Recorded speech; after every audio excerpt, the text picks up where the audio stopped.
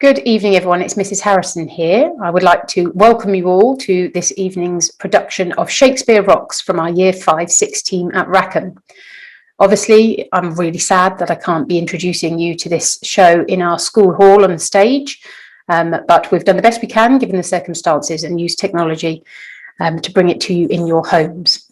I would like to say a huge thank you to all the staff that have worked really hard over the recent weeks to get this show ready for you all, on top of everything else that they're dealing with at the minute. It is nothing shy of a miracle that they've managed to pull this together. In particular, I'd like to thank Miss Wakefield for leading on this, on top of all her other roles and responsibilities that she has at the moment. If you watch this right until the end, at the end after the credits, there is a really nice montage of some photographs of the children as they were rehearsing, and you'll see on there just how much fun they had during this, and I think it's really important. That's what these things are all about. It isn't a professional film. We've just made the best that we can of the technology that we've got, but it certainly brings a magic of children performing and enjoying themselves to home. So without further ado, I don't need to tell you where the fire exits are or talk to you about social media. This film is here for you, available to watch at your leisure. We really hope you enjoy yourselves. Thank you very much.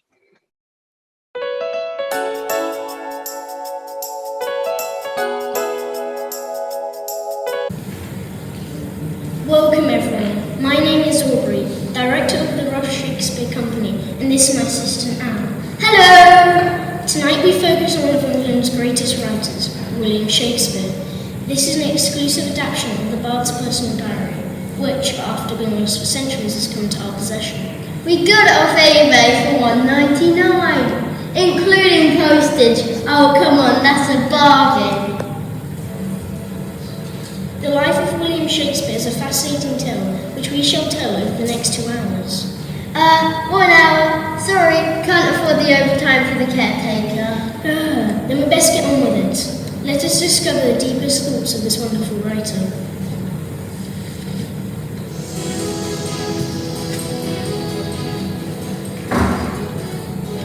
4th of June 1592 had a fantastic afternoon at the hairdresser's. A full wash and shampoo split and removed felt like a new man.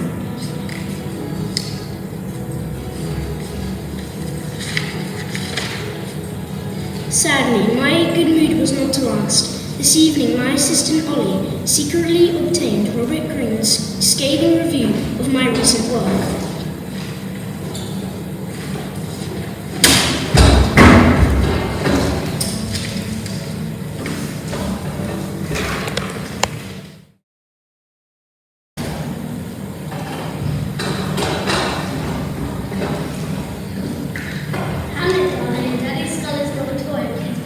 Of course, Mother, Judith, catch.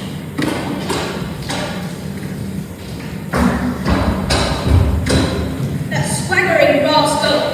Sweetheart, what's the matter?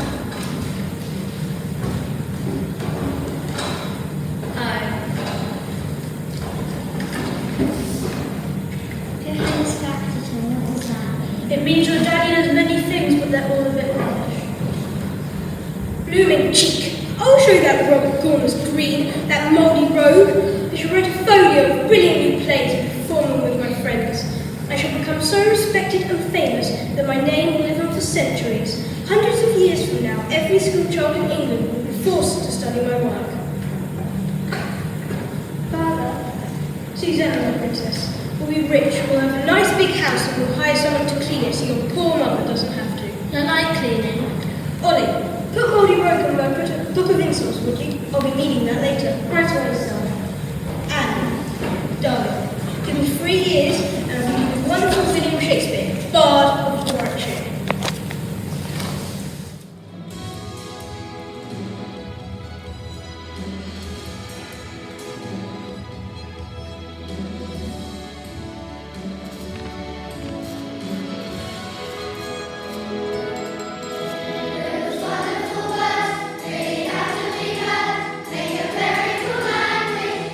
Understand it, for we are planned. He's a man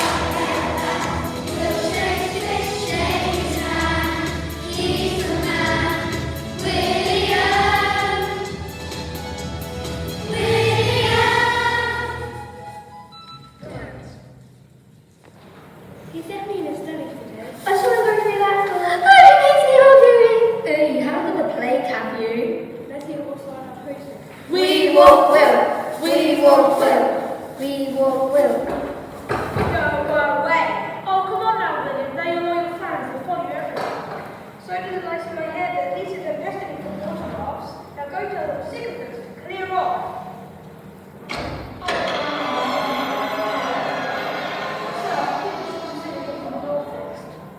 Decree or not decree? That is the question.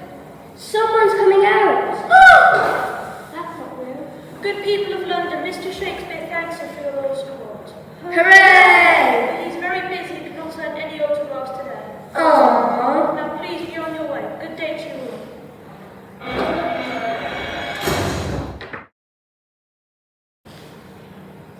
Thank you, Ollie. Now, what do you think of the new play? It's great, but I'm not sure you'd have enough boys to play the women characters. They're growing up too fast. So why not get women to play the women? Out of the question, I'm afraid. You'd know real girls aren't allowed. How ridiculous. You'd better talk to Burbage. 4th of June 1595. I'll never understand this idiotic aversion to real women performing on stage. It is becoming harder to find suitable young men who are willing to dress up as female characters. To complicate matters further, several women are trying to get acting jobs by disguising themselves as men dressed as women. Auditions must be managed with a keen eye and a firm hand. I therefore entrust them with Richard Burley Burbage, the arrogant loudmouth star of our theatre company. Attention!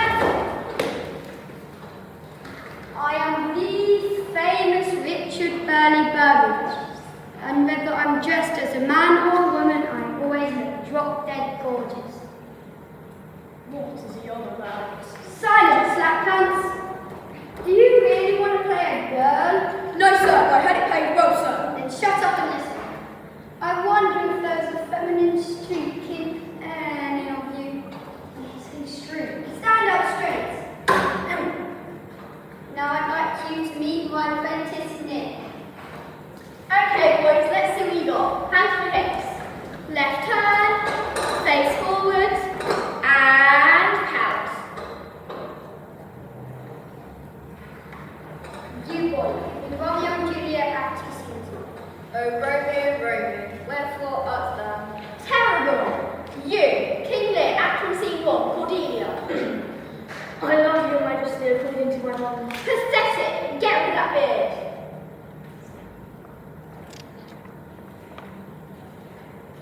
You there. You there. Nice dress, flowing hair. This is more like it. Thank you, sir. You're not a real girl, are you? No, sir. And what about you? Good. Show this is not for girls. There are no girls allowed. Do you all have the guts to play girls? Sir, yes, sir. We have work to do. This one's for all the brothers. Train to be sisters. Kick it. Yeah. All the boys go, oh. Like a lady go, ooh, ooh, ooh, ooh. Stick out your chest, put on a dress.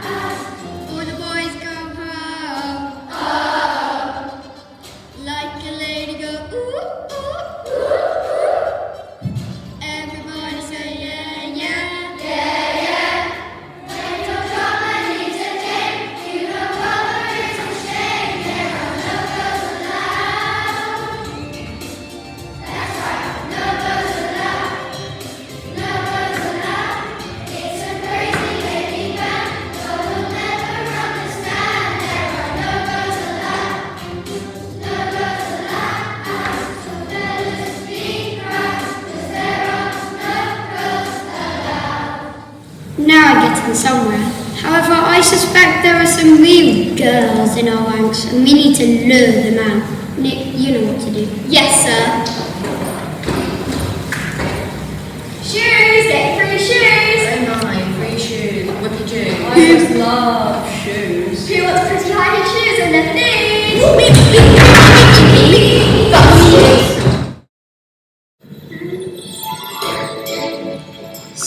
May 1599. It has long been a dream of mine that our theatre company, the Lord Chamberlain's Men, would have a permanent home.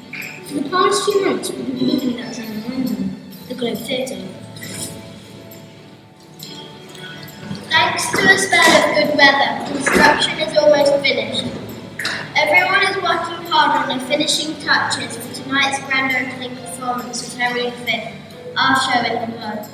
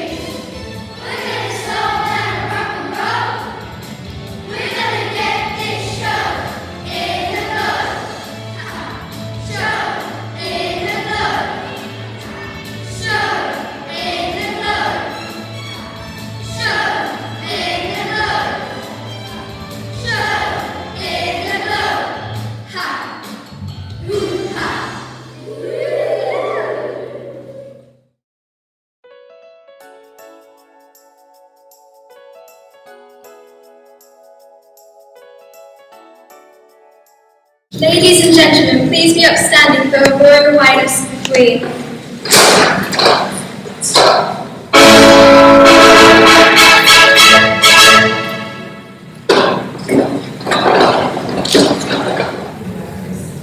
Your Majesty, what a pleasure it is to see you.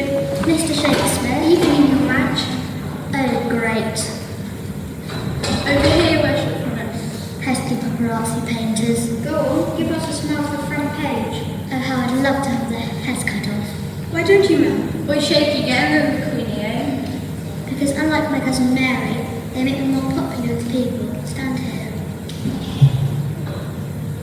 Yeah, that's the angle. We'll hold it there, please. Just grin and bear it. Thank you.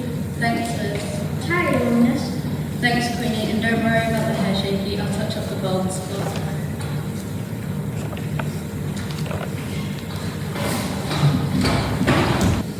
rude!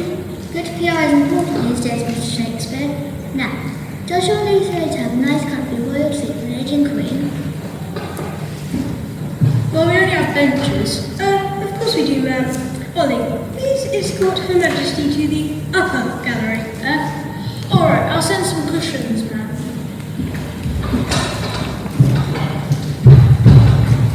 Well, it's wonderful. Sweetheart, Street the architect said he has the bill for you. You and your builders have done a wonderful job. thank you, madam. How on earth did it come to this much? Skilled labour don't come cheap these days. Then you go tax, and you tax, on the tax. Plus tea drinking time, plus sick pay. Sick pay? Yeah, this plague life is a messy business. When the workers get ill, someone's got to clean up the sick. How disgusting. Oh, say, 200 quid for a privy? We don't have to take this. Calm down there. Street, we can't pay the whole bill now because 2 weeks and we'll find the money. I'm sure you will, madam. There's a way. Eh? Oh, come on, Mr. Shakespeare. That was funnier than one of your so-called comedies. Am I paying to be insulted like this? No, the insults are free. See you in 2 weeks with the money, plus 20%. Or else.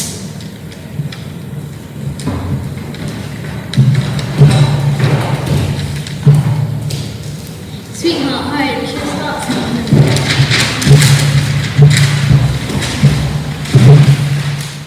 Apples for sale. Anyone for a nice fresh apple full of nutritious meaty maggots.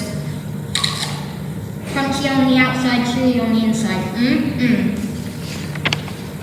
Here for sale, here what the shelf is very nice.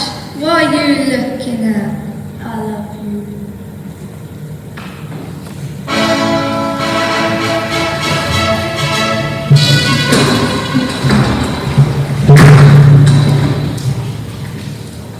Can this cockpit hold? The fasting fields of France, or shall we hand inside this window? The very casualties that did affect the air to gain courts? What's that supposed to mean? We're doing a scene about a battle with breath now. Shut up and use your imagination!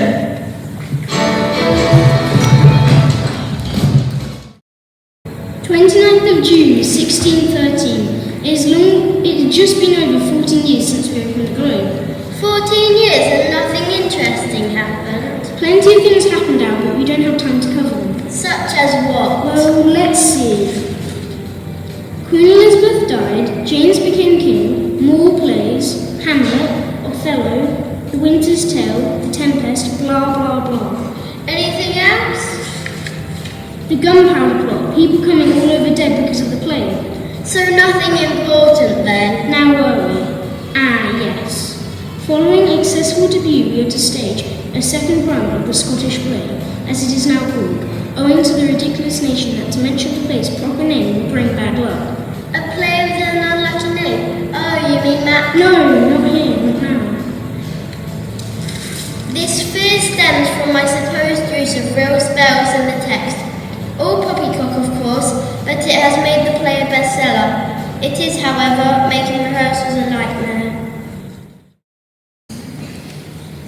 Okay, here we go, darlings. The wheels on this rewrite here. Act 1 scene. Enter the superstitious sorcerers. Best Babs and Beryl, you're on.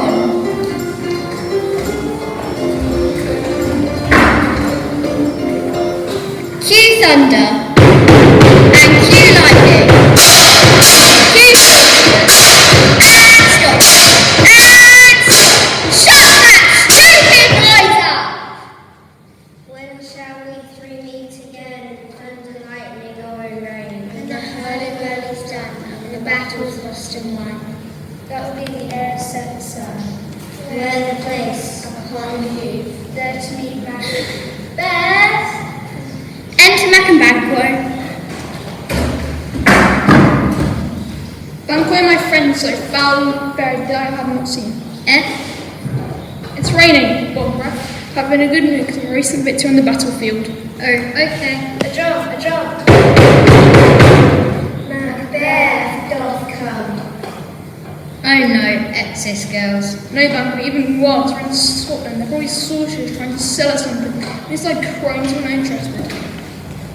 Cut! There's too much ad-libbing. Look, Mac, darling. My name is Mac. Shh. I thought your real name was Mac. Shh. Please stop interrupting us, Mac. Shh. Donald! Oh, right. So your real name's MacDonald? Yes. Not Mac. Shh. Will you stop that? Don't you know that name is cursed? Betsy, either from out of town. Wait, your name's Beth? Yes. That's funny, I thought you said Mac. So how are you going to get through this play without spraying the audience with spit? Don't mention Mac. Can someone explain why?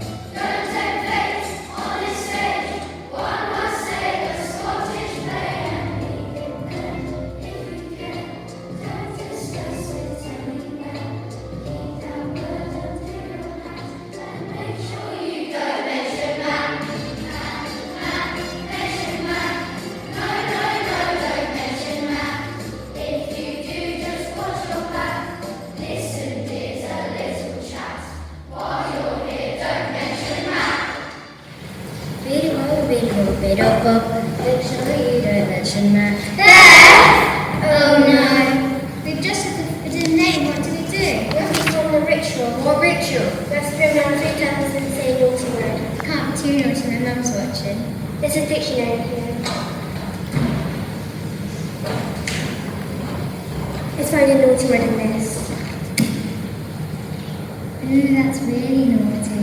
I didn't school that. I can't say that, my parents will kill me. This one isn't too bad. Okay, everyone spin around 3 times to say that word. Got it? Got it.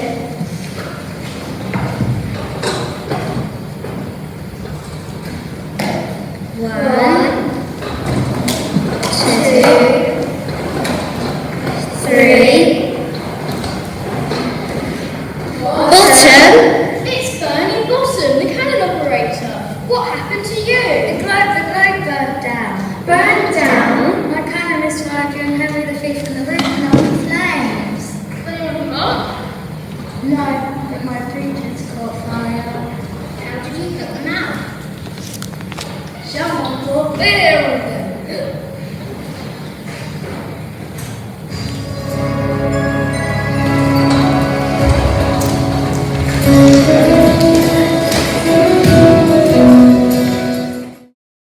Romeo, this smoke smells like school dinners. Where on earth are you, Romeo?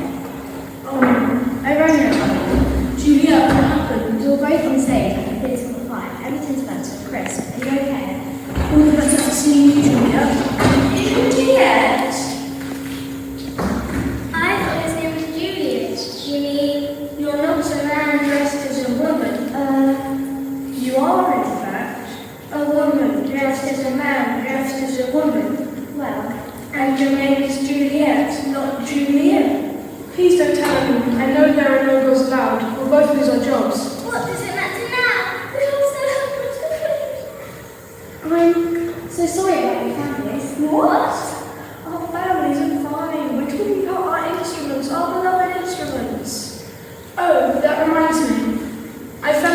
in the panic. It really hurt. My recorder! You, might want to give that away. It still works! And what's that over there? My lute!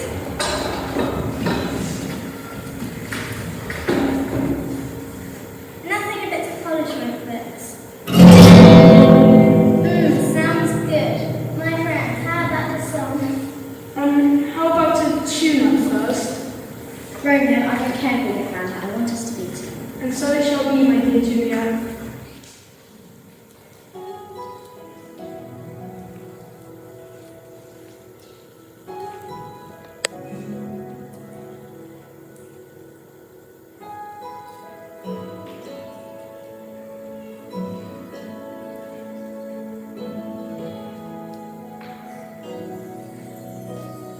In a dream, far from a fight, we both belong as one tonight.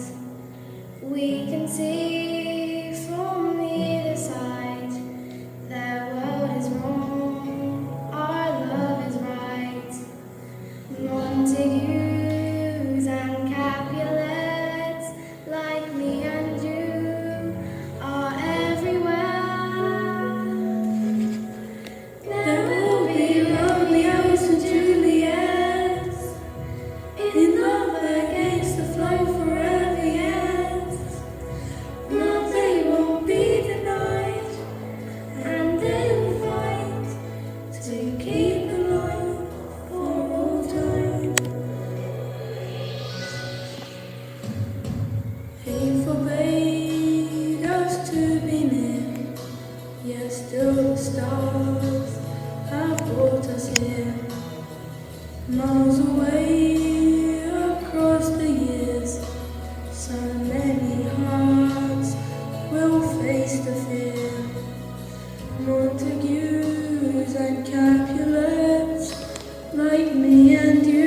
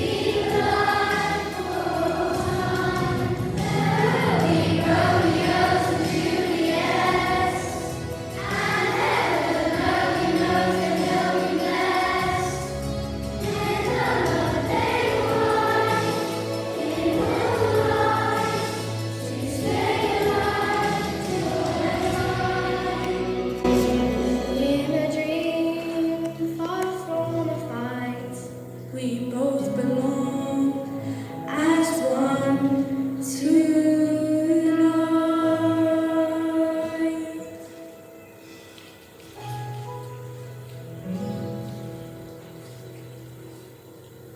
That was so beautiful. Mr. Shakespeare! Mr. Shakespeare, Please, Juliet, I have no problem with you being a woman. and you both make such an adorable couple. I would like to rename my romantic tragedy after you both. Oh, bravo! Romeo and Juliet sounds so much better than Roger and Janet, don't you think? What about the theatre? I can assure you that the building passed all the regulations and was checked and cleared by a fire safety officer. Fire safety officer? Yeah, some guy named Ford. Boy, I would like to get hold of him if he can't draw and quarter for passing this. And now we have nowhere to perform, no stage.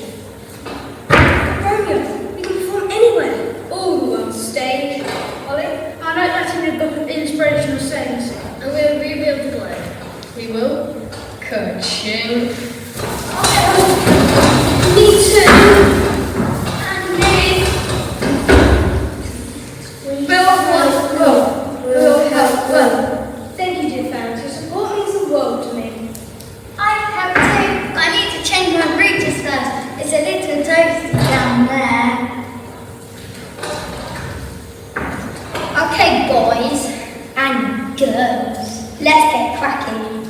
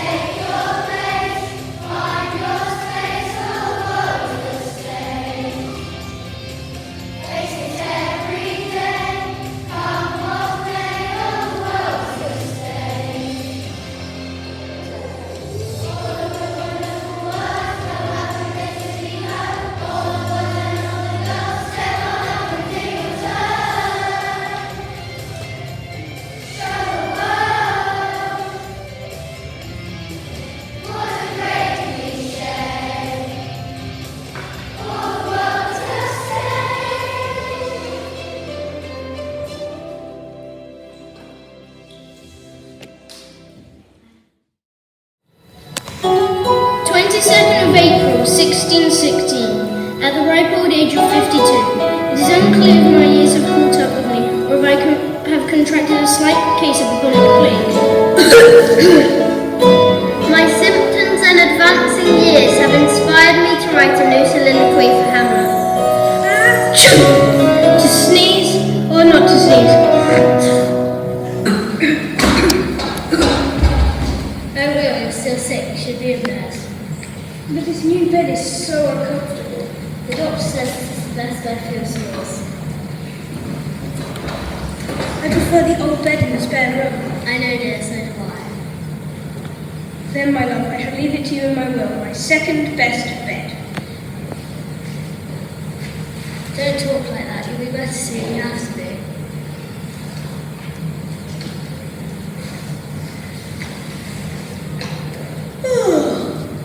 Rest, darling. To be.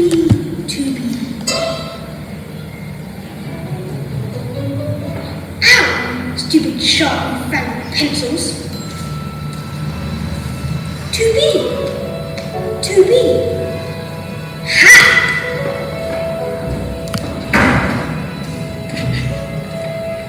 Or not to be. To be or not to be. To be or not to be. That is the question.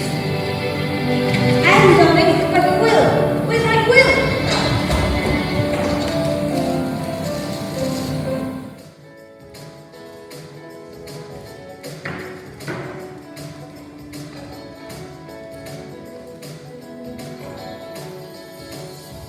Put in the